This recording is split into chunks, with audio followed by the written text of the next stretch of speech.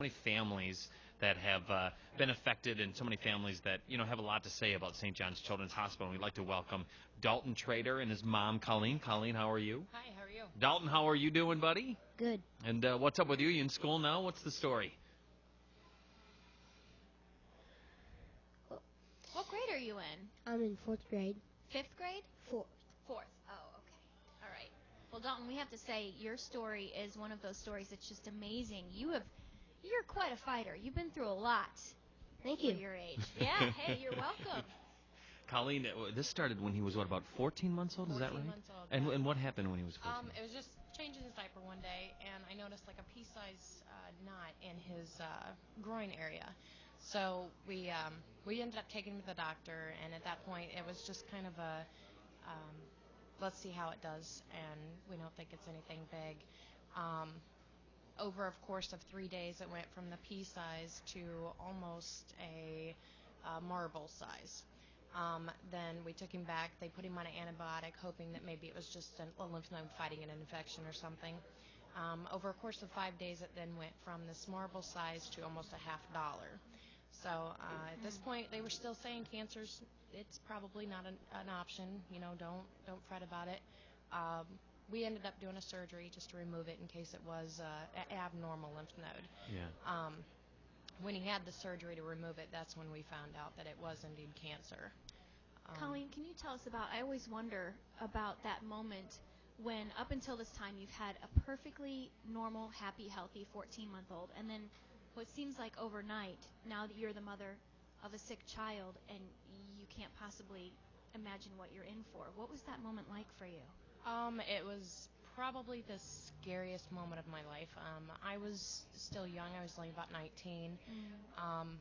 I actually was not in the room when the doctor came in, so when they brought me in, I had went and got a soda, not expecting him to be out of surgery yet. When I walked in, my whole family, I could tell they were in tears. Something was wrong.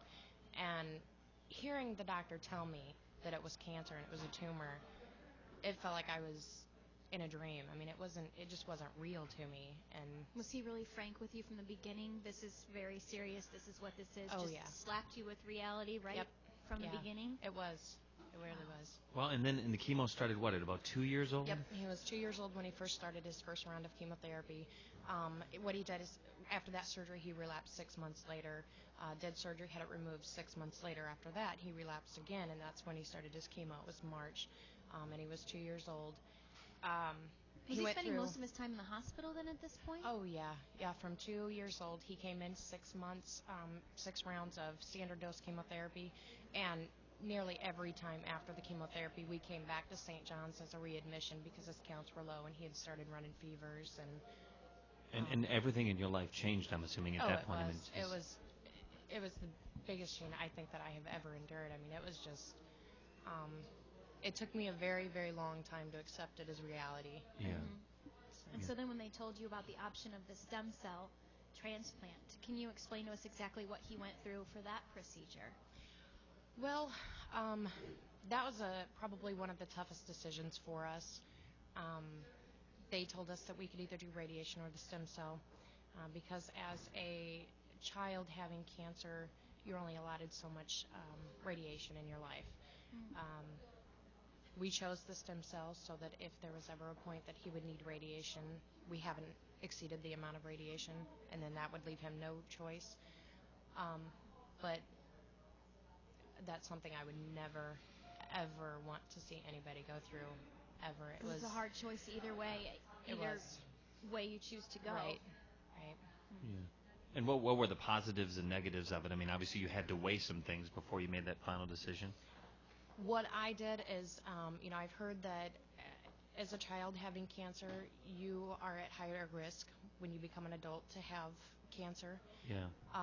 So in my mind, I thought if I used the radiation now and he became an adult, he would have no option.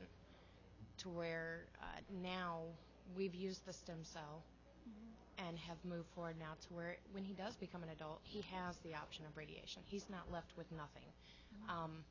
And as well as the stem cell, it was a little bit more comforting knowing that he could use his own cells. He was able to harvest his own, so we didn't, that was So I think that kind of gave us more of a push towards that. And now Dalton's 9 years old. And Yes. tell us how he's doing today. Are there any challenges that he faces that are left over from this point in his life? The only thing that he has left is, of course, his scars. He has some hearing disability. He does have high sensory hearing loss from the chemotherapy, but I him, wouldn't even know that. Yeah. you would never know there was a you, thing you wrong would with never him. Clue, yeah. And I heard that some of his classmates want hearing aids now Yes, too. they did. He Dalton's actually, cool, so it's cool. Well, to have it a is the hearing cool aid. thing. Yes, If you're going to be yes. cool, you know. when he started kindergarten, he was a little anxious about wearing them. This was all new to him, and it was a different look. He didn't look the same as the other kids.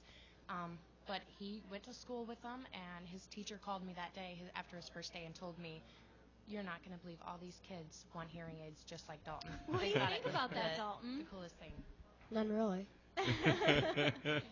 Were you self-conscious? Like, when you first went to school with a hearing aid in, did you feel like kids would look at you and kind of think you were different at first? Kind of.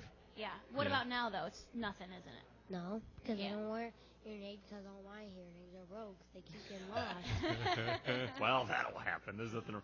Dalton, by the way, you give back, too, because you do PSAs, right? Right. And who do you do them for? No, I forgot.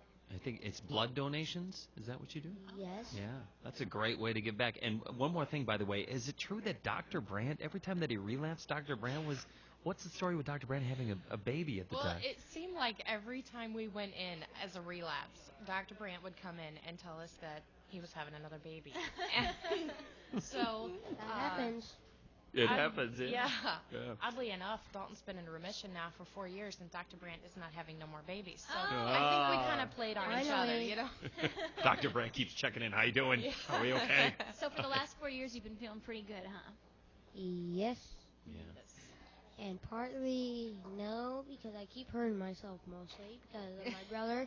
A couple days yesterday, whenever I was in PE, I banged my head really hard on PE Ooh, ground. Yeah. He's kind of clumsy, you know. Yeah. It's all right. How old's Lazy your brother? boy. How old is your brother? 14. Oh, okay. But you're keeping up with a 14-year-old brother. That's pretty Yeah. impressive Yeah. there. So, well, Dalton, we're glad that you're healthy, and Colleen, I'm glad that everything is. It's just worked out great. You're and, welcome. And thanks for coming on, buddy. We appreciate it. Oh. And if you want to be cool, wear a hearing aid. That's what we say. Right. Yeah. So, and I don't